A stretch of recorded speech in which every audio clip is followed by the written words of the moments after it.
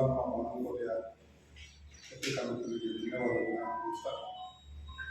ಇವತ್ತು ವೇದಿಕೆ ಮೇಲೆ ನಮ್ಮ ಶತಚಿತ್ರಗಳು 100ಕ್ಕೂ ಹೆಚ್ಚು 105 ಚಲನಚಿತ್ರಗಳನ್ನು ನಿರ್ದೇಶನ ಮಾಡಿರ್ತಕ್ಕಂಥ ಶ್ರೀ ಓಂ ಸಾಯಿ ಹಾಗೂ ನಮ್ಮ ಬಾಗಲಕೋಟೆಯ ಛಲಗಾರ, ನಮ್ಮ ಕುಟುಂಬದ ಸಹೋದರ ಈಶಾ ಮಾದೇವ ಹಾಗೂ ಮತ್ತೊಬ್ಬ ಸಹೋದರರಾದ ಶ್ರೀ ಮಾನೇವ ಹಾಗೂ ಈ ಸಿನಿಮಾದ ಹೀರೋ ಜಯಸಿಂಹ ಮತ್ತು ವಕೀಲ ಮಿತ್ರರು ಸುಂದರು, ಹಾಗೆ ನಮ್ಮ ಅನ್ನದಾತರಿಗೆ ಸಪೋರ್ಟ್ ಮಾಡೋ ಥಿಯೇಟರ್ ಮಾಲೀಕರು, ಹಾಗೆ ನಮ್ಮ ಬಂದಿರ್ತಕ್ಕಂಥ ಎಲ್ಲ ಅಭಿಮಾನಿ ಬರೆದವರು ನಮಸ್ಕಾರ ತಿಳಿಸ್ತಾ, ಇವತ್ತು ಸೆಪ್ಟೆಂಬರ್ 10 ಅನ್ನೋದು ಪ್ರಪಂಚದಲ್ಲೇ ವಿಶ್ವ ಆತ್ಮಹತ್ಯೆ ನಿವಾರಣೆ ದಿನವಾಗಿ ಮಾಡ್ತಾರೆ. ಅದಕ್ಕೆ ಭಾರತ ಸರ್ಕಾರಗಳು, ಕರ್ನಾಟಕ ಸರ್ಕಾರ ಮೋದಿ ಇಡೀ ವಿಶ್ವದಲ್ಲಿ ಆತ್ಮಹತ್ಯೆ ತಡೆಗಟ್ಟಬೇಕು ಅಂತ ಅದಕ್ಕೆ ಆದ ಒಂದು ಫಂಡನ್ನು ಇಟ್ಟು ಕೋಟ್ಯಾಂತರ ರೂಪಾಯಿ ವ್ಯಯ ಮಾಡ್ತಾರೆ. ಬಟ್ ಆ ವ್ಯಯ ಆಗುವಂಥದ್ದು ಆವತ್ತಿನ ಕಾರ್ಯಕ್ರಮಕ್ಕೆ ಮಾತ್ರ, ಬೇರೆ ಜನಗಳಿಗೆ ಅಷ್ಟೊಂದು ರೀಚ್ ಆಗ್ತಾ ಇಲ್ಲ. ಸುಮ್ಮನೆ ಅವತ್ತಿನ ಒಂದು ಸ್ಟೇಜ್ ಹಾಕ್ತಾರೆ, ಯಾರೋ ಒಂದು ಭಾಷಣ ಮಾಡ್ತಾರೆ, ಅದ್ರ ಬಗ್ಗೆ ಒಂದು ಡಾಕ್ಯುಮೆಂಟ್ರಿ ಮಾಡ್ತಾರೆ, ಕೋಟ್ಯಾಂತರ ವ್ಯಯ ಮಾಡ್ತಾರೆ, ಅಷ್ಟೇ ಆವತ್ತಿನ ಕಾರ್ಯಕ್ರಮ ಮುಗಿದೋಯ್ತು. ಇನ್ನು ಯಾವತ್ತೂ ಕೂಡ ಅದ್ರ ಬಗ್ಗೆ ಡಾಕ್ಯುಮೆಂಟ್ರಿನೂ ತೋರಿಸಲ್ಲ, ಅದ್ರ ಬಗ್ಗೆ ಏನೋ ಪ್ರಚಾರನೂ ಮಾಡಲ್ಲ. ಅಂಥ ಸನ್ನಿವೇಶದಲ್ಲಿ ಈ ಸಿನಿಮಾ, ನಾನು ಈ ಸಿನಿಮಾದಲ್ಲಿ ಒಬ್ಬ ಶ್ರೀಮಂತ ವಿಲನ್ ಆಗಿ ಮಾಡಿದ್ದೀನಿ. ನನ್ನ ಮಗಳು ಮತ್ತು ಹೀರೋ ಇಬ್ಬರೂ, ಹೀರೋ ಒಂದು ನಮ್ಮ ಮನೆಯಲ್ಲಿ ಕೆಲಸ ಮಾಡುವಂತಹ ಒಬ್ಬ ಚಿಕ್ಕ ರೈತನ ಮಗ. ಅವರಿಬ್ಬರು ಒಂದು ಕಡೆ ಓದ್ತಾರೆ, ಕಾಲೇಜಲ್ಲಿ ಓದ್ತಾ ಇರ್ತಾರೆ. ಅಲ್ಲೇ ಅವರಿಗೆ ಪ್ರೇಮಾಂಕುರ ಆಗುತ್ತೆ. ಆ ವಿಷಯ ನಮ್ಗೆ ಗೊತ್ತಿರುವ ಕೊನೆಗಳಿಗೆ ನಮ್ಗೆ ಗೊತ್ತಾದಾಗ, ತಂದೆ ಆದವನು ತನ್ನ ಶ್ರೀಮಂತಿಕೆಯನ್ನು ಉಳಿಸ್ಕೊಳ್ಳೋದಕ್ಕೆ, ಮರ್ಯಾದೆಯನ್ನು ಉಳಿಸ್ಕೊಳ್ಳೋದಕ್ಕೆ ಯಾವ ರೀತಿ ಮಗಳಿಗೆ ತೊಂದರೆ ಕೊಡ್ತಾನೆ, ಮಗಳಿಗೆ ತೊಂದರೆ ಕೊಡೋ ಸಾಲದೆ ಹೀರೋಗೆ ಅಂದರೆ ಆ ಹುಡುಗರಿಗೆ ಯಾವ ರೀತಿ ತೊಂದರೆ ಕೊಡೋದ್ರೆ ತುಂಬ ಬಹಳ ವ್ಯವಸ್ಥಿತವಾಗಿ ಚಿತ್ರೀಕರಣ ಮಾಡಿದ್ದಾರೆ. ಜೊತೆಗೆ ಅಷ್ಟೇ ಅಲ್ಲದೆ ಅವರ ಹುಡುಗನ ಕುಟುಂಬಕ್ಕೂ ಕೂಡ ಊರನ್ನೇ ಖಾಲಿ ಮಾಡಿಸುವಂಥ ಒಂದು ಪರಿಸ್ಥಿತಿ ತಂದುಬಿಡ್ತಾರೆ. ಜೊತೆಗೆ ಯಾವುದೂ ಏನೋ ಒಂದು ಸನ್ನಿವೇಶದಲ್ಲಿ ಆಗದೆ ಇರುವಾಗ ಈ ಕುಟುಂಬಗಳು, ಆ ಕಡೆ ಆ ಕುಟುಂಬ, ಈ ಕಡೆ ಈ ಕುಟುಂಬ ಎರಡೂ ಕೂಡ ಆತ್ಮಹತ್ಯೆ ಮಾಡ್ಕೊಳ್ಳುವಂಥ ಪರಿಸ್ಥಿತಿ ಬರುತ್ತೆ. ಅದನ್ನು ಆತ್ಮಹತ್ಯೆ ಮಾಡ್ಕೊಳ್ತಾರೋ ಇಲ್ವೋ ಅನ್ನೋದು ಸಿನಿಮಾದಲ್ಲಿ ತಾವು ನೋಡಿದ ಮೇಲೆ ಒಂದು ಒಳ್ಳೆಯ ಸೆಂಟೆನ್ಸ್ ಬರೋದು ಚೆನ್ನಾಗಿರುತ್ತೆ ಅಂತ ಭಾವಿಸ್ತೇನೆ.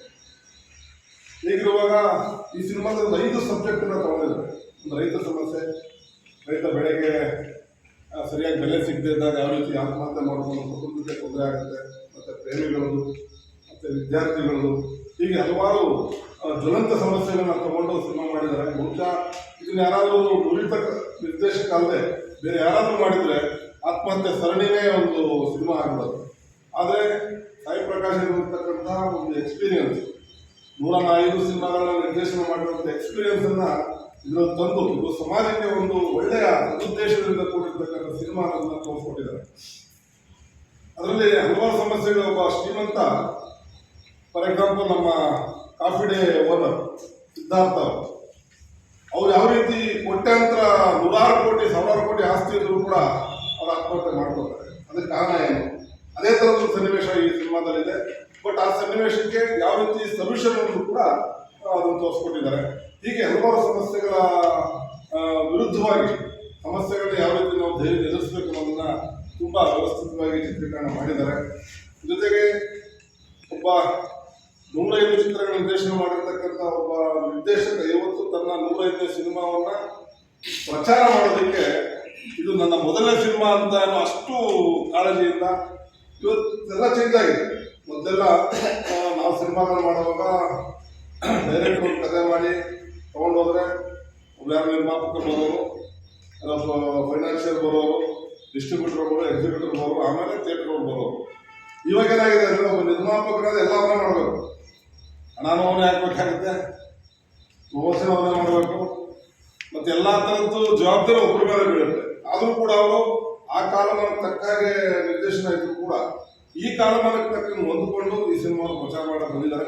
ನಿಮ್ಮ ಒಂದು ಪತ್ರಿಕಾ ಮಿತ್ರರಲ್ಲಿ ನಾನು ಮನವಿ ಮಾಡ್ಕೊಳ್ಳೋದಷ್ಟೇ, ಇಂಥ ಒಬ್ಬ ಹಿರಿಯ ನಿರ್ದೇಶಕನಿಗೆ ಗೌರವ ಕೊಟ್ಟು ತಾವೆಲ್ಲರೂ ಒಂದು ಒಳ್ಳೆಯ ರೀತಿಯಲ್ಲಿ ಪ್ರಚಾರ ಮಾಡಿದ್ರೆ ಸಿನಿಮಾ ಒಂದು ಕ್ಲಿಕ್ ಆಗುತ್ತೆ, ಮತ್ತು ಸದಭಿರುಚಿಯ ಚಿತ್ರಗಳು ಬರೋದಕ್ಕೆ ಕಾರಣ ಆಗ್ತವೆ. ಈಗಾಗಲೇ ನೋಡಿರ್ಬೋದು, 100 ಕೋಟಿ 150-200 ಕೋಟಿ ಮಾಡಿ ಸಿನಿಮಾಗಳು ಕೂಡ ಥಿಯೇಟರ್ಗಳಲ್ಲಿ ಬರ್ತವೆ. ಮೊದಲನೇ ವಾರದಲ್ಲಿ ತುಂಬ ಪ್ರಚಾರ ತಗೊಳ್ತದೆ. ಆದರೆ ಯಾವೊಬ್ಬ ಹೀರೋ ನೋಡ್ಬೇಕಂದ್ರೆ ನಾವು ಜೊತೆ ಟಾರ್ಚ್ ತೊಗೊಂಡೋಗಿರ್ಬೇಕು, ಯಾರು ಹೀರೋ ನೋಡೋದಕ್ಕೆ ಅಷ್ಟು ಕತ್ತಲೆ ಇರ್ತದೆ. ಅದೇ ಪ್ಯಾನ್ ಇಂಡಿಯಾ ಅನ್ಕೊಂಡಿದ್ದಾರೆ ಎಲ್ಲ ಜನ. ಬಟ್ ಜನಕ್ಕೆ ಇವಾಗ ಏನು ಟೈಮ್ ಇಲ್ಲ ನೋಡೋದಕ್ಕೆ. ಅದು ಸಿನಿಮಾಗೆ ಹೋಗಿ ಥಿಯೇಟರ್ಗೆ ಒಂದು ಸಿನಿಮಾ ನೋಡೋಕೆ ಟೈಮ್ ಇಲ್ಲ. ಆ ಟೈಮ್ ಬರೋ ಮಾಡೋದಕ್ಕೆ ಶಕ್ತಿ ಇರೋದು ನಮ್ಮ ಮಾಧ್ಯಮಿಕರಿಗೆ ಮಾತ್ರ. ಸಿನಿಮಾ ಬಗ್ಗೆ ಒಂದು ಒಳ್ಳೆ ಲೈಫ್ ಬರೆದಾಗ ಖಂಡಿತ ಸಿನಿಮಾವನ್ನು ನೋಡೇ ನೋಡ್ತಾರೆ. ನಿಮಗೆ ಗೊತ್ತಿರೋ 105 ಚಿತ್ರಗಳಲ್ಲಿ 90% ಸಕ್ಸಸ್ ರೇಟ್ ಇವರು. 90 ಸಿನಿಮಾಗಳು ಸಕ್ಸಸ್ ಆಗಿ 100 ದಿನ 125 150 ದಿನ ಓಡುವಂಥದ್ದು. ಪ್ಯಾನ್ ಇಂಡಿಯಾ ಕಾನ್ಸೆಪ್ಟ್ ಈಗ ಬಂದು ಇಂಡಸ್ಟ್ರಿ ಕೊಲ್ತಾ ಇದೆ. ಆಕ್ಚುಲಿ ಪ್ಯಾನ್ ಇಂಡಿಯಾ ಬಂದಿದ್ದು ಡಾಕ್ಟರ್ ರಾಜ್ಕುಮಾರ್ ಅವ್ರ ಕಾಲದಲ್ಲಿ ಭಾಗ್ಯವಂತರು ಆ ಥರ ಸಿನಿಮಾಗಳು ಬಂದಾಗ ಅವರೇ ಪ್ಯಾನ್ ಇಂಡಿಯಾ ಬಂದ್ಬಿಟ್ಟಿತ್ತು. ಇಡೀ ಪ್ರಪಂಚದ ಬಗ್ಗೆ ಒಂದು ಸಂಚಲನ ನೋಡಿತ್ತು. ಅದ್ರ ಪ್ರಚಾರ ಇರಲಿಲ್ಲ ಅವಾಗ. ಇವಾಗ 56 60 ಚಾನಲ್ಗಳು ಬಂದಿದೆ, ಸೋಷಿಯಲ್ ಮೀಡಿಯಾ ಇದೆ. ಇವತ್ತು ಏನೇ ಮಾಡೋದು ಪ್ರಚಾರ ಬೇಕು. ಭಗವಂತ ಬಂದ ಮುಂದೆ ನಿಂತ್ಕೊಂಡ್ರು ಭಗವಂತ ಹೇಳಿದ್ರೆ ಪ್ರಚಾರ ಬೇಕು. ನಮಗೆ ಯಾರೋ ನಂಬ ಚೀನಾಗಿ ನಂಬಲ್ಲ. ಈಗ ಭಗವಂತ ನಂಬೋದೇ ಇಲ್ಲ. ಮೀಡಿಯಾ ಮಿತ್ರ ಹೇಳಿದ್ರೆ ಮಾತ್ರ ಅದು ನಂಬ್ತಾರೆ ಹೊರತು ನಾವರು ಯಾರು ನಂಬಲ್ಲ. ಆ ಥರ ಪ್ರಚಾರ ಇರುವಾಗ ತಮ್ಮ ಒಂದು ಪ್ರಾಮಾಣಿಕ ಪ್ರಯತ್ನದಿಂದ ಈ ಸಿನಿಮಾ ಗೆದ್ದರೆ ಮತ್ತೊಮ್ಮೆ ನಮ್ಮ ಕನ್ನಡ ಚಲನಚಿತ್ರ ಇತಿಹಾಸಕ್ಕೆ ಒಂದು ಸದಭಿರುಚಿ ಚಿತ್ರ ಸೇರ್ಪಡೆ ಆಗುತ್ತೆ. ಈ ರೀತಿ ಇನ್ನೂ 10 ಚಲನಚಿತ್ರಗಳನ್ನ ನಿರ್ಮಾಣ ಮಾಡಿ ನಿರ್ದೇಶನ ಮಾಡುವ ಶಕ್ತಿ ಇವ್ರಿಗೆ ಸಿಗುತ್ತೆ.